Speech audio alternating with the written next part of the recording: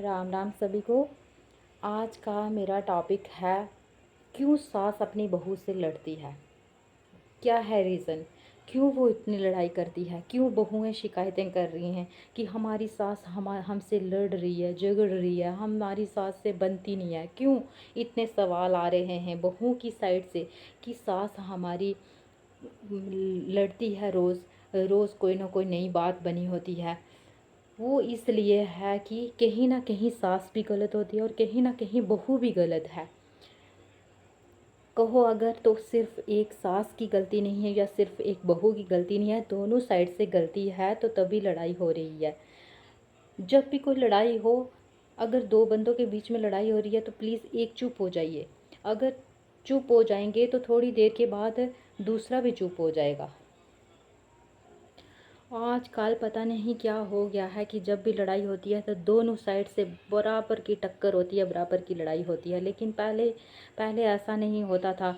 या तो सास चुप हो जाती थी या बहू चुप हो जाती थी तो लड़ाई वहीं ख़त्म हो जाती थी। कहीं कहीं लोगों की मैंने देखा है कि कितने कितने सालों लोग इकट्ठे रहते थे, सब इकट्ठे बैठ के खाना पीना रहना, बातें करनी, लेकिन लड़ाई होती थी लेकिन ख़त्म हो जाती थी। आजकल ख़त्म नहीं होती, रिश्ते ही ख़त्म हो जाते हैं, लोग अलग अलग हो जाते हैं।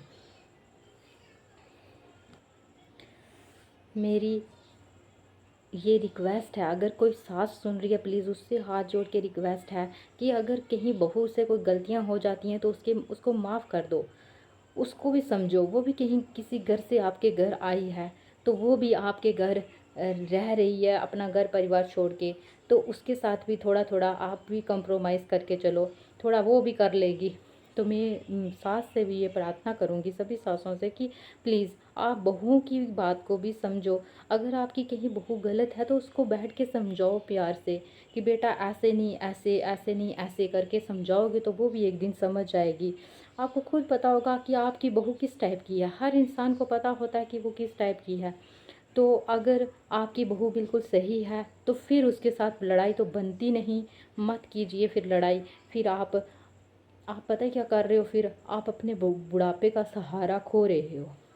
यही कल बुढ़ापे में यही बहू साथ देगी आपका, आपकी सेवा करेगी। ये तो मैंने सास के लिए बताया। और प्लीज़ जो बहुएं मेरी बात सुन रही हैं उन बहुओं से भी मेरी हाथ जोड़ के रिक्वेस्ट है कि आप भी जैसे अपनी माँ को माँ समझती हो ऐसे सास को भी सास समझो। अगर वो आपकी बात नहीं समझ रही, आपसे लड़ रही है, झगड़ रही हैं, तो आप भी प्लीज़ उनको समझने की कोशिश करो कि कहाँ गलती कहाँ हो रही है, उनकी हो रही है या मेरी हो रही है। एक साइड से चुप हो जाओ, कुछ नहीं होता।